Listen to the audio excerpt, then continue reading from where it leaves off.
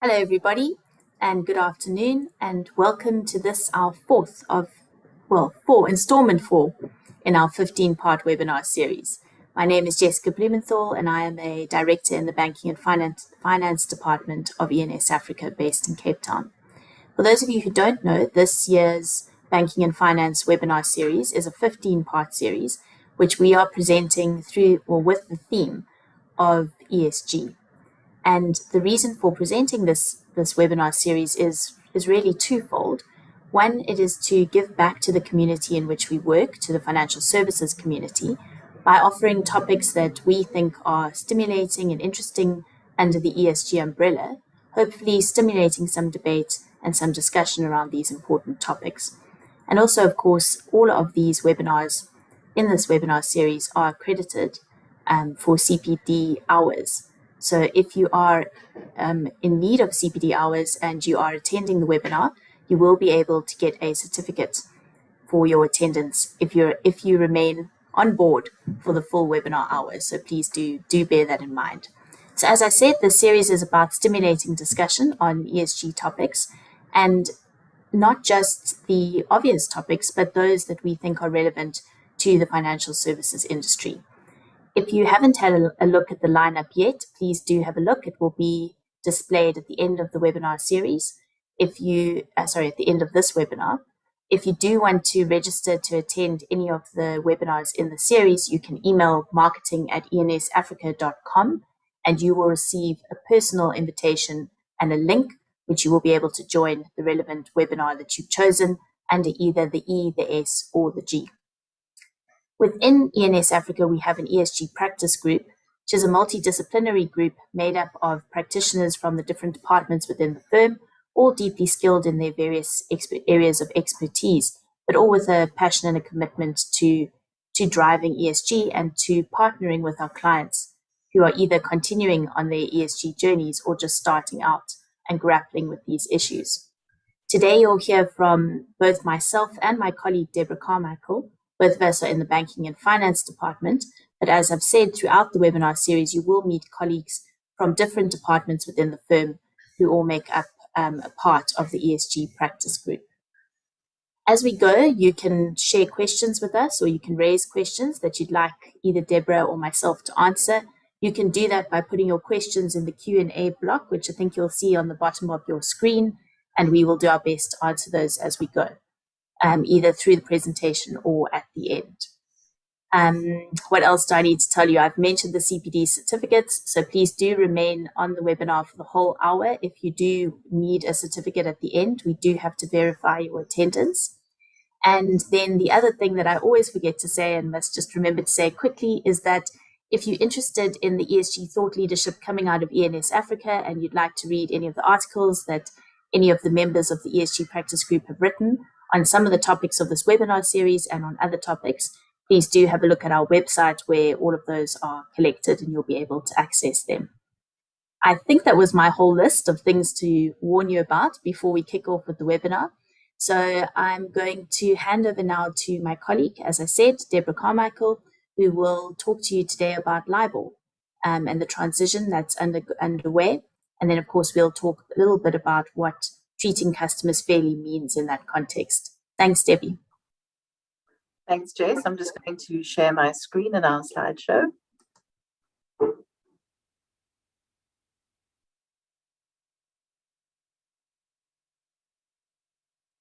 I think, can everyone see that screen? Yeah, okay, awesome. Yes, we can.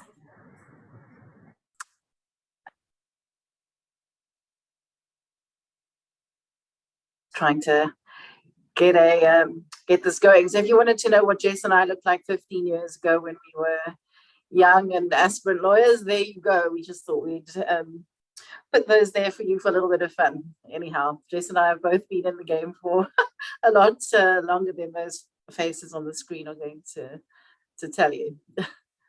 Okay, so today I'm going to speak to you, as Jessica said, about the transition from what are called interbank offered rates. We're going to include LIBOR in that rate.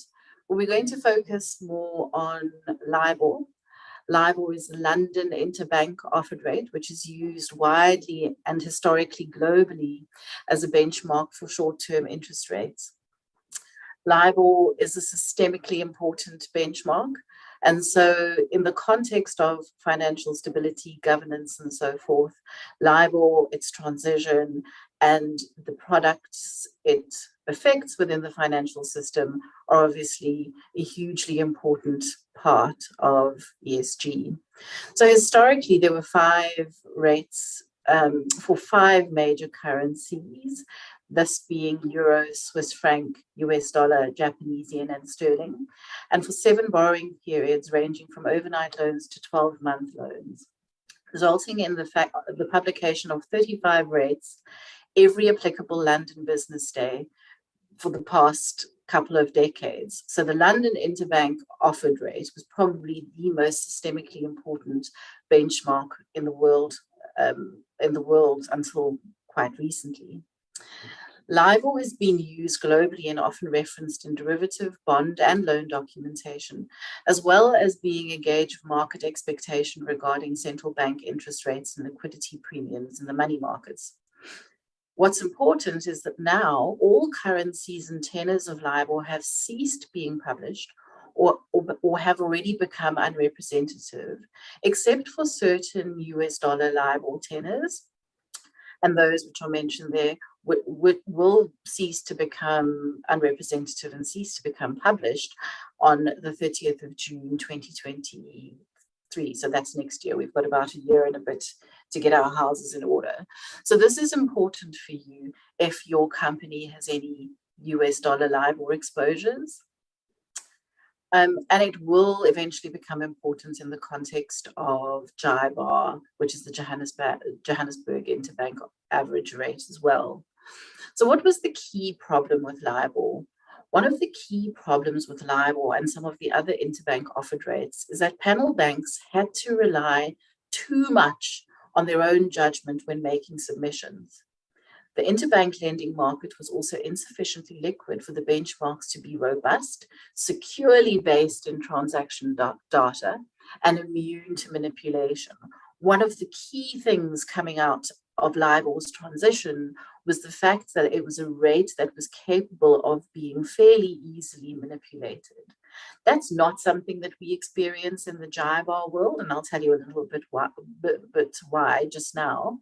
But in 2007, because of those issues faced by IBORs and specifically LIBOR, work began on finding alternative rates that were anchored firmly in transaction data and that would be incapable of manipulation. So efforts in relation to LIBOR focused on finding alternative risk-free rates for all of LIBOR currencies, and effectively also working out how to implement the transition across all of the markets and all of the currencies against which LIBOR was benchmarked. Because of South Africa's commitment to the G20, we are also in South Africa undergoing JIBAR reform at the moment, and there is a lot of focus on the development of an alternative reference rate. And this has been going on for quite some time. We're probably not in step with international trends insofar as the expected cessation by 2023, but there's quite a lot of work going on in the background about alternative reference rates to JIBAR. At the moment, though, what the South African Reserve Bank has done, as in its capacity as an administrator of JIBAR, has amended the JIBAR Code of Conduct to reiterate the need to base JIBAR on transaction data. And it's also appointed Straight as its publishing agent to be responsible for the collation and publication of JIBAR-related market activity in the primary and secondary markets. What is JIBAR relevant in the secondary markets? Effectively, JIBAR is underpinned by negotiable certificates of deposits issued by commercial banks, and those negotiable certificates of deposit are tradable in the secondary markets. And so that becomes very important transaction data in strengthening JIBAR in and of itself, because obviously how you trade in the secondary markets is certainly not how you trade or not, certainly not, but sometimes not how you trade in primary markets. In addition to strengthening the JIBAR Code of Conduct, there are benchmark regulations that have recently been published pursuant to the Financial Sector Regulation Act. These were published for comment. I sit on the Market Practitioners Working Group with the South African Reserve Bank in the context of our JIBAR transition, and we understand that no public comments were made, but you can see that this is the start of the South African Reserve Bank and National Treasury implementing legislation to effect an orderly wind down of JIBAR eventually. These regulations follow quite similarly, and it's quite thin at the moment, but follow quite similarly what the UK market did in the context of its orderly wind down of LIBOR as it related to sterling. And the UK market, as we know, has completely implemented its transition. So they're way ahead and way ahead of us where we are and way ahead of the US domestic market. So why should you care? And I guess Jess is also going to explain this to you a bit later. There are a number of complexities in the context of a transition. And so if your business has any LIBOR-related exposures now, especially US dollar, and we can't necessarily rely on a synthetic rate being published later on, your business will be affected by any LIBOR transition or cessation eventually. Again, as I said, from a South African perspective, we are probably far less along the road than some of our international counterparties. But we too, in a South African market, so to the extent that your company has any JIBAR-related exposures on its book, you're going to go through this process eventually. And just a quick glossary of terms, IBOR is an interbank offered rate that includes LIBOR. And for the purposes of this talk, we've lumped JIBAR in there. JIBAR is an average rate, and so it has some different features to an offered rate. But we're going to include JIBAR in the IBOR definition for the purposes of this talk. JIBAR, as we've said, is the Johannesburg interbank average rate. LIBOR, the London interbank offered rate, in the process of ending its life. RFR will mean risk-free rates, and we're going to use this in any presentation to refer to any alternative rates to an IBOR. And then I think the one that, again, I'm going to focus on, the risk-free rate that I'm going to focus on most in this talk is SOFR, which is the Secured Overnight Financing Rate, which is the recommended rate in relation to the Alternative Reference Rate Committee's recommendation for a risk-free rate for US dollar LIBOR. And just to drive home the point, every single financial transaction potentially is affected by a change in the benchmark and a transition. So the loan market, from some syndicated loans to consumer loans to mortgages, if those reference the benchmark, are going to be affected. The derivatives market, from over-the-counter derivatives to exchange-traded derivatives such as options and futures, are also going to be affected. Bonds, securitized products, and short-term instruments are going to be affected. So you can imagine the extent to which transition is going to be a tricky situation for consumers and financial institutions alike. Why is this a big deal at all? So I think, certainly I know there are some banks on this who are some of the attendees, and they'll be going through this already in relation to their US dollar exposures, and some of them in relation to sterling. But for those of you who don't know, risk-free rates are fundamentally different and behave very differently, and they're calculated quite differently from IBORs. And the implication of this is that the markets that are affected by them must be able to respond appropriately. What is very clear from international regulatory bodies and so forth is that parties who are going through a transition should be in an economically equivalent position and should not be prejudiced by any IBOR or any transition of a benchmark. And so that becomes really critical in the treating customers fairly space, because there are really some complexities to how different products and how different products react to different and how different products have different conventions applicable to them. So what you need is to ultimately both end up in as economically neutral a position as you were had the transition not occurred. So just to give you some more flavor, risk-free rates are based securely on transaction data. As I said before, the main problem with LIBOR and other IBORs is the lack of underlying activity in the interbank market, which they're supposed to represent. So, for example, in the context of JIBAR, negotiable certificates of deposit are less than 3% of the money market instruments traded by volume. This is quite a startling statistic. So that means JIBAR is actually not entirely representative of the market to which it relates. Because JIBAR is based on the averaging of a money market instrument, it doesn't suffer the manipulation characteristics that were prevalent in an offered rate. But it's not to say that JIBAR is also not incapable of manipulation. The other thing is, and this has been the thing to wrap, most people have had to really wrap their minds around, is that risk-free rates are backward-looking overnight rates.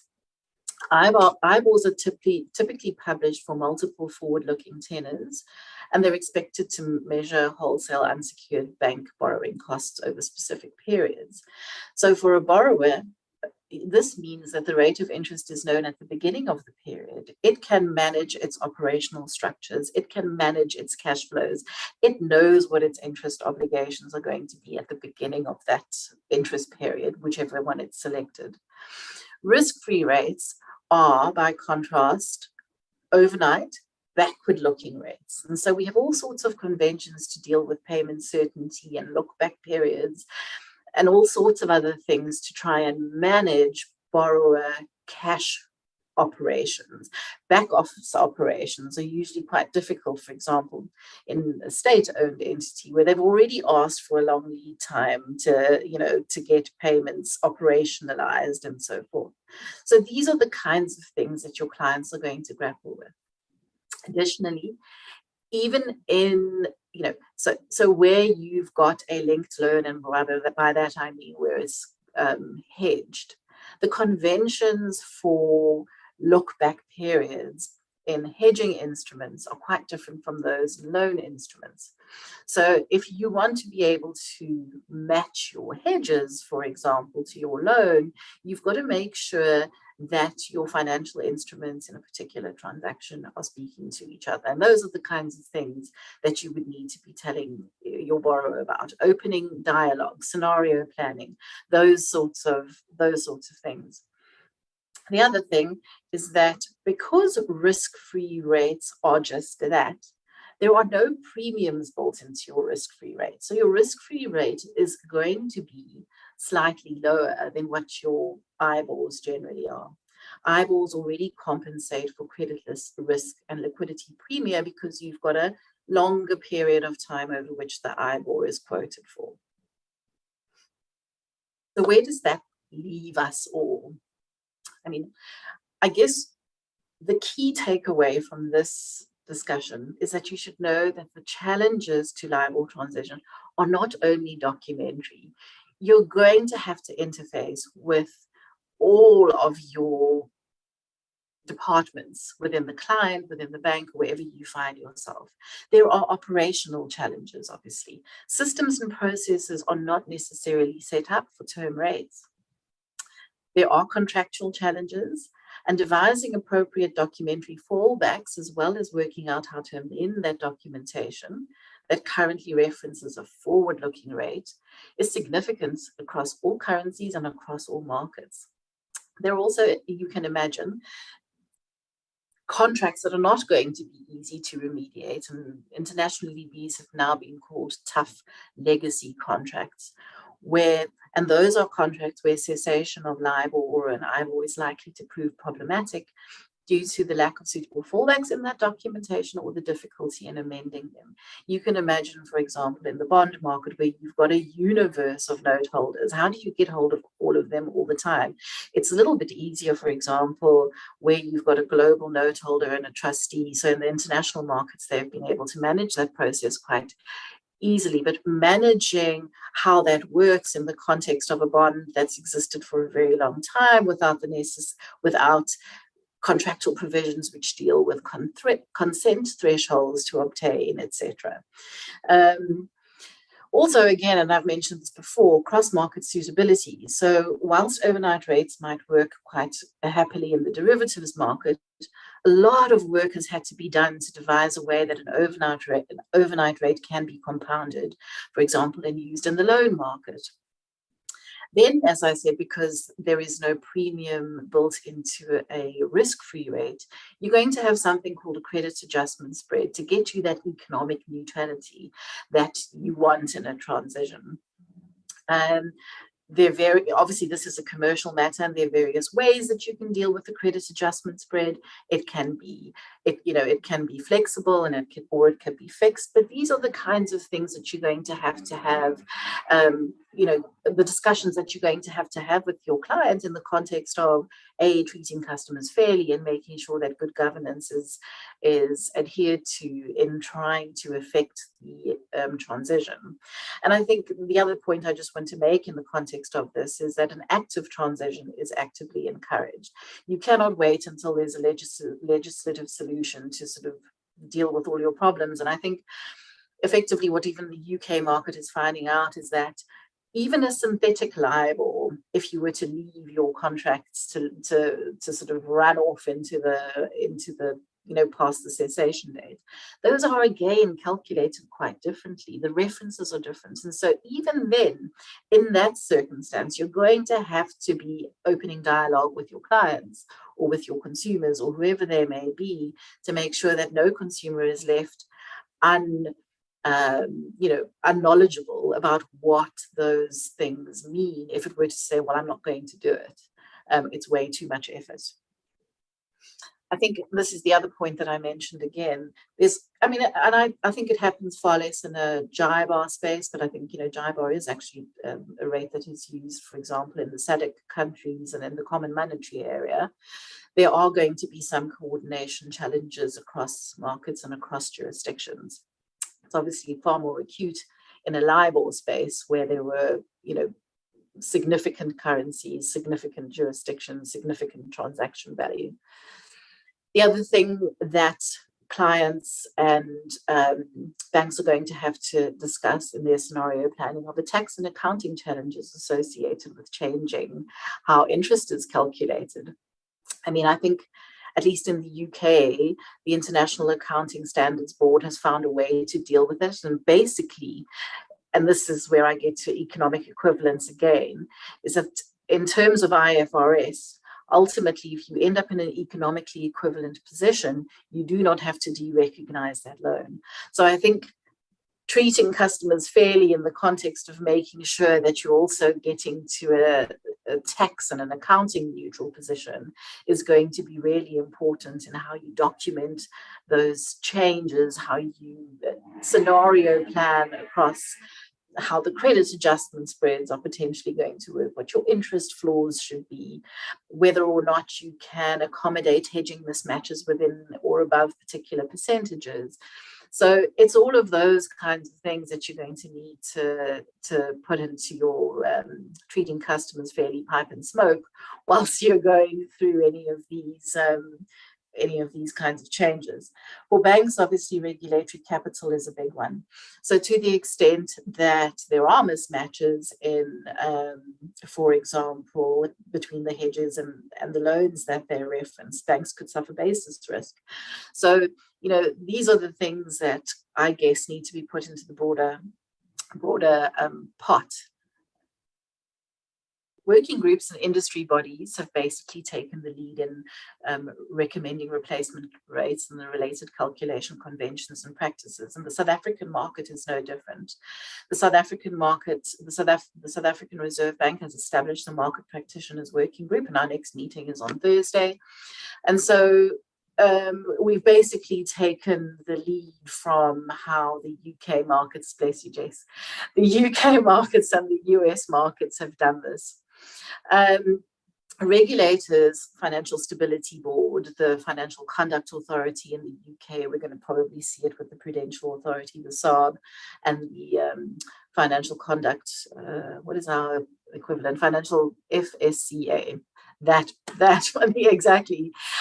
They're going to likely say that the more firms demonstrate that they have complied with their regulatory obligations to treat customers fairly, if they recognize the recommendations established by the working groups. Now, obviously, these working groups consist of a number of subcommittees, so there's bonds, loans, derivatives, and so forth. And the South African working group is pretty much the same. We're still at infancy and so have not necessarily started dividing up into groups as to who does what, but the likelihood of us following the UK approach is is strong. Just in the South African market, and again in the context of US dollar LIBOR, the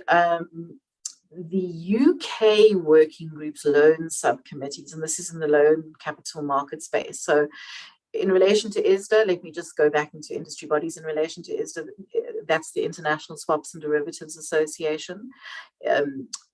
ISDA has published a supplement and a protocol, and unless you want to bilaterally amend your agreements and not sign up to the supplement and protocol, that's obviously something that you can do. Once you've signed up to the supplement and protocol and your client has done so, the amendments that ISDA has made to its interest rate derivatives will automatically apply, and they automatically apply as of the 5th of March last year.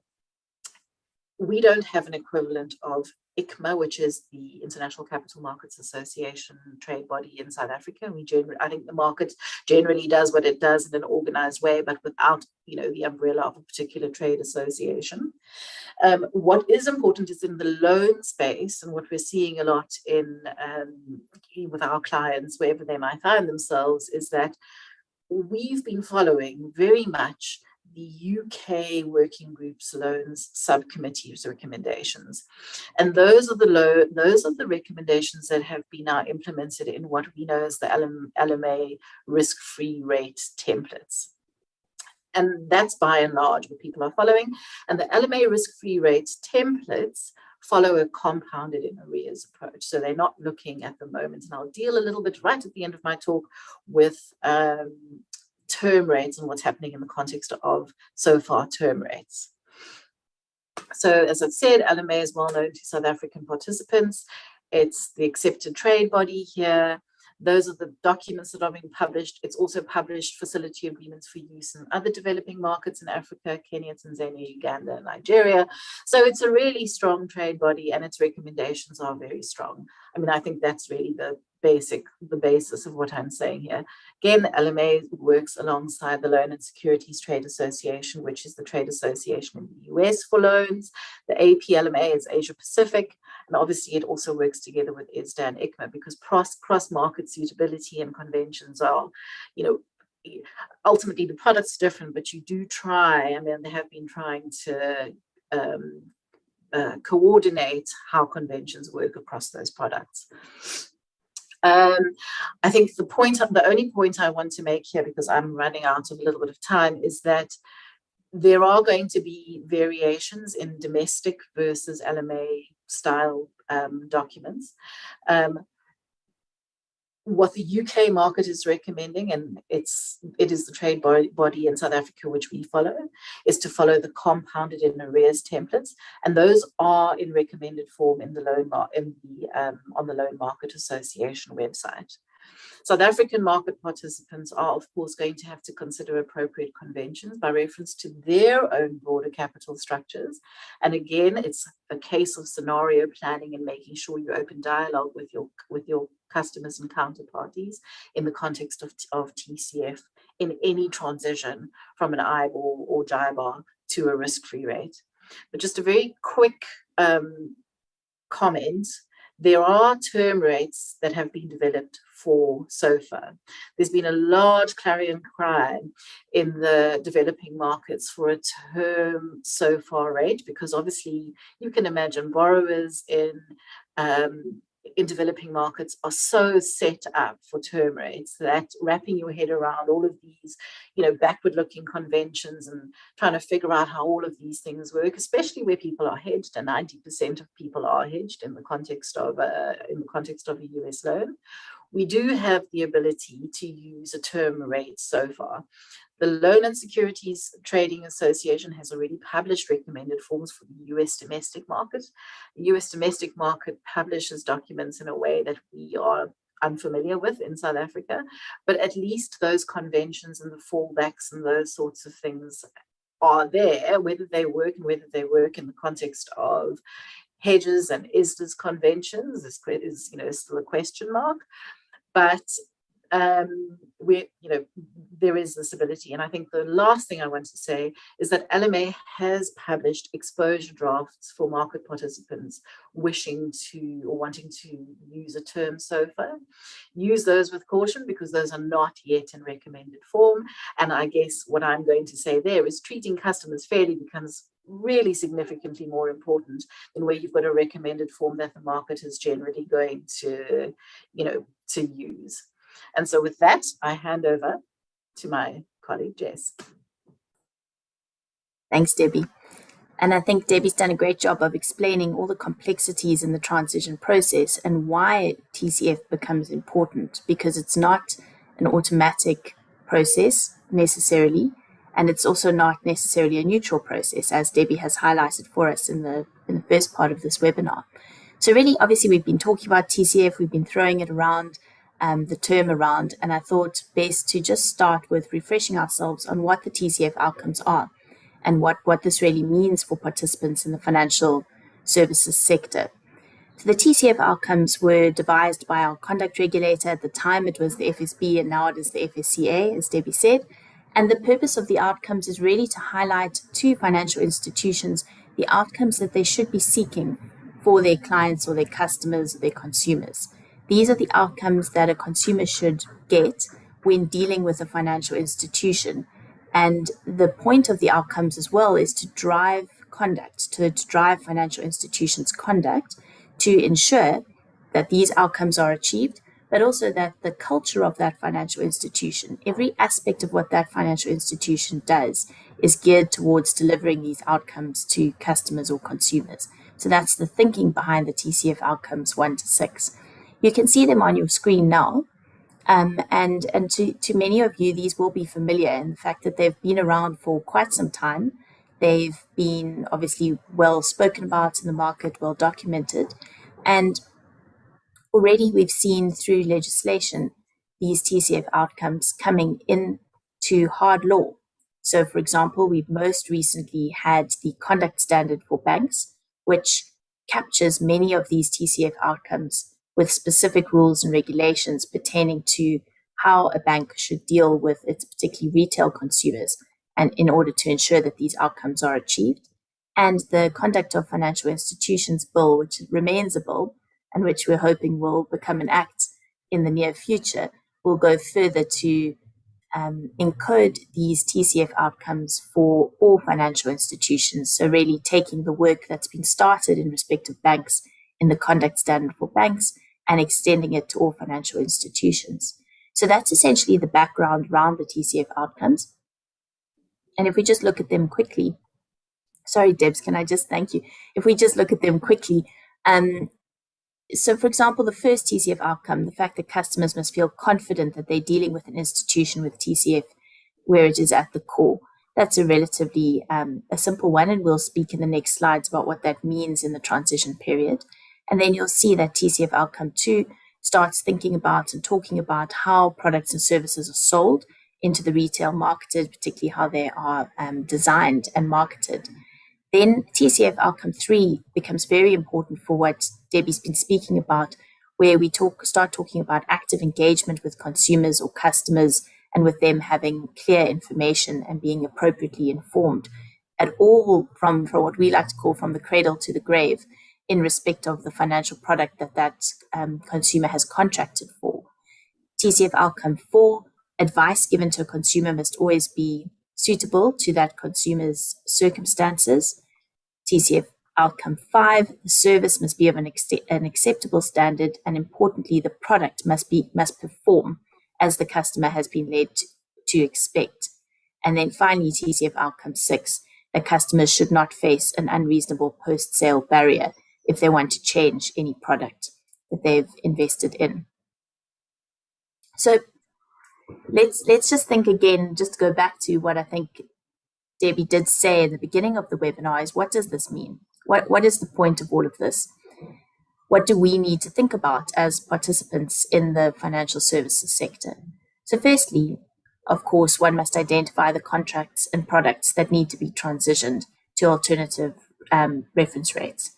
Now, of course, that's relevant from a lender's perspective or from a product writer's perspective, but really from a TCF outcome, what we need to think about there is what does that mean for the counterparties? So to the extent that there are several affected contracts or particularly tough legacy contracts, as Debbie mentioned, and there are a large number of retail consumers affected by those contracts, for example, then of course the scenario planning for a transition in order to ensure that TCF outcomes are achieved would need to take into account the number of contracts and the counterparties to those contracts. So the first step is really identifying the extent of the problem and the extent of the planning that needs to be done for whom and across how many contracts. Then the point that Deborah explained to us around the change in the rate from a backward-looking versus forward-looking and what that means, to really understand what the implication that would have on a borrower particularly, and Deborah has mentioned cash operation, back office operational issues in transitioning, to take that into account. There may be contracts that already have fallback provisions agreed. Obviously, those are simpler contracts to deal with, or renegotiation or amendment may be required. And of course, with amendment, one needs to think about whether that's consistent and whether that's dealt with accurately across the contract pool. Of course, this obligation to treat customers fairly, which we've been talking about through this presentation. And already Debbie has spoken about neutrality and trying to get to a neutral or an equivalent position through the transition. So ensuring that there's no change that is not agreed, pushed onto, or inferior terms pushed onto a counterparty through the transition process. There's a real need to educate, particularly client-facing staff, on the transition implications. It's much more than just swapping one rate out for another, as Debbie has explained to us. And to the extent that a customer needs to be able to understand that, it's the customer or the client-facing staff that really need to understand those issues that Debbie has highlighted, and be able to advise and talk customers, clients through that appropriately. And then, of course, asset managers or funds also need to consider the impact of the transition on their portfolios and whether they are appropriately mandated to negotiate replacement rates on behalf of their clients, or whether they need to seek that mandate now to be in a position to be able to take that forward on behalf of their clients. So if we really just, for the last few slides in this presentation, what I'd like to do is really just try and take some of this background around TCF and what TCF means, and take all the complexities that Debbie has sketched for us and just apply those two together and highlight some of the things that participants within the sector would need to think about. What does it really mean to treat customers fairly in this process? So the first one, just looking at TCF 1, and you'll remember that that's the outcome that talks about a customer being confident that the financial institution has the client at its center and is client-centric. So when a replacement reference rate needs to be chosen, the financial institution would need to consider the contract as a whole and ensure that that is fair. So I think we've mentioned before, the discontinuation or the cessation of an IBOR should not motivate a move of customers with existing contracts to replacement rates that are expected to be higher than the reference rate agreed, or otherwise introduce inferior terms. or even arguably put the customer or the consumer in a position where the rate doesn't work for them with their back office anymore, or puts them in a compromised position.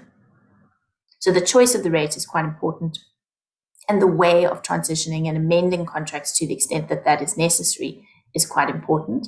And there, I think, just to reference back to something that Debbie highlighted toward the end of her presentation, which is that when one is dealing with suggested conventions or suggested wording that's not yet been tested and that is still not an agreed form, financial institutions need to be quite careful there that they are not putting the client in a position that the client doesn't understand by just applying standard wording to that client without having actually interrogated it and thought about what it means in that particular context. I think we've mentioned this already, but regulators will consider any contract amendment as a failure to meet the obligation to treat customers fairly if it is not in accordance with recommended or suggested approaches. The next point is really just to say that variations must be done fairly in accordance with variation provisions of the contract and not imposed unilaterally. Given the complexity of dealing with tough legacy contracts, and particularly those where one may have several counterparties or it's not possible to get hold of the counterparties, then of course there is the temptation to unilaterally apply what is thought to be the best possible variation for the situation. But it is quite important that if there are variation provisions in a contract, that these are followed and that we don't have a unilateral position forced onto a customer. And then really the timing. So I think Debbie termed it active engagement or active transition. I think that's very important. So not to leave it to the last minute to engage with borrowers or consumers, and to engage with them early so that the timing of the transition can be decided and can be managed so that the best conversion option, given the needs of that client, can be adopted. Then thinking of TCF2, and of course that's the outcome that relates to the design of the product. Financial institutions should not design products that are priced with reference to transitioning rates. So there may be a temptation to, for example, keep using USD LIBOR because it hasn't yet ceased, but to do so without a fair fallback provision would certainly not be treating a customer fairly, because that contract will not be able to continue to perform once designed in accordance with the client's expectations and as it has been sold to the client at the time that the client contracts on those terms. So any new contracts that are concluded, if they are concluded with reference to a transitioning rate, then the financial institution must ensure that those products are designed to meet the needs of the customer, even after, so before transition and after transition, and that they will continue to perform as the client has been, or customer has been led to expect. And that's obviously something that will become more and more pertinent as we progress on our own JIBAR journey, where there, of course, we, as Debbie said, we early on in the potential transition process. Then TCF3. So here, this really relates to communication and education of counterparties and customers. So it would be important to describe to customers all risks associated with a rate ceasing and to explain those complexities that Debbie explained to us at the beginning of this presentation, so that those risks may be fully understood, as can the implications of any transition from an IBOR to an RFR. Financial institutions that insert fallback or rate switch provisions in existing contracts must ensure that they've communicated that effectively and that they've explained how those fallback provisions are expected to operate.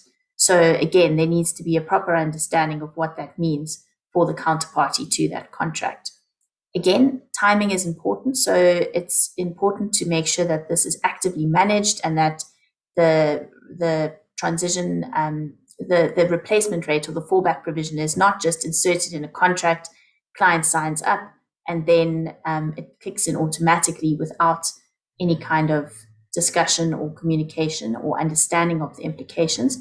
And if a client needs to make, or a customer needs to make a decision, then they need to be given obviously good time to be able to make that decision, understanding any additional cost to themselves and any additional operational risk or unforeseen consequence.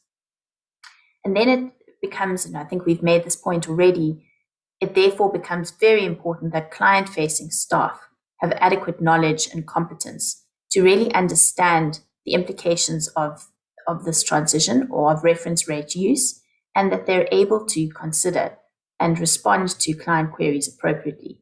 And there you'll see we've bolded, consider additional training, because certainly from the experience coming out of the UK, it is certainly from what the regulator has said in that context, it is particularly pertinent to ensure that additional training is provided for client-facing staff to ensure that they are able to meet this TCF outcome number 3. And then finally, TCF 5, which is I think the last relevant one to apply in this context, is to say that when contracts must be amended to ensure that the contract or the product will continue to operate effectively, that if a contract must be amended in order for the product to continue to operate effectively, then there is a duty on the financial institution to ensure that that contract is amended. And that's why it becomes important to know which contracts have fallback language in them, which contracts don't, which contracts are affected, and which contracts aren't. If, as a financial institution, one is not aware of the full suite of affected contracts, then you cannot be sure that you deal with all relevant contracts. And then there is a risk, of course, of falling short of delivering on TCF outcome 5.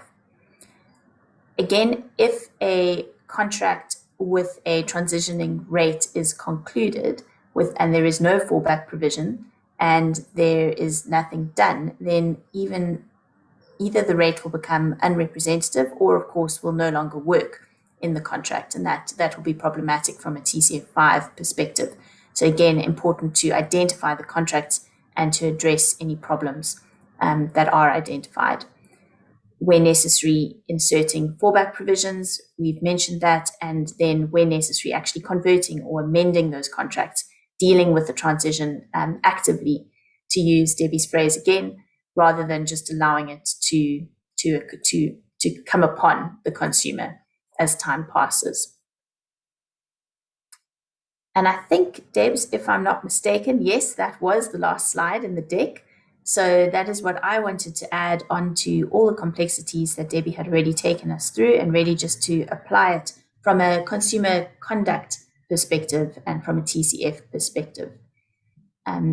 So thank you very much. That's what I had to add. Debbie, was anything else you wanted to add? I don't have anything more to add to that. Thanks, Jess. That's exactly accurate. Thank you. Thanks very much, Debs.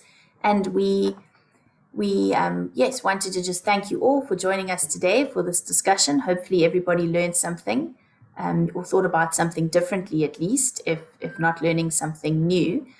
And then finally, just to remind you again that we do have other installments coming up in this webinar series, which you are welcome to attend if you'd be interested to do so. Those will be displayed. And again, if you want to attend any of them, you just need to drop an email to marketing@ensafrica.com, and they will be able to provide you with a personalized link that you can use to join the webinar on the day that webinar is presented. So thank you again for joining Debbie and I today, and we wish you all a good afternoon.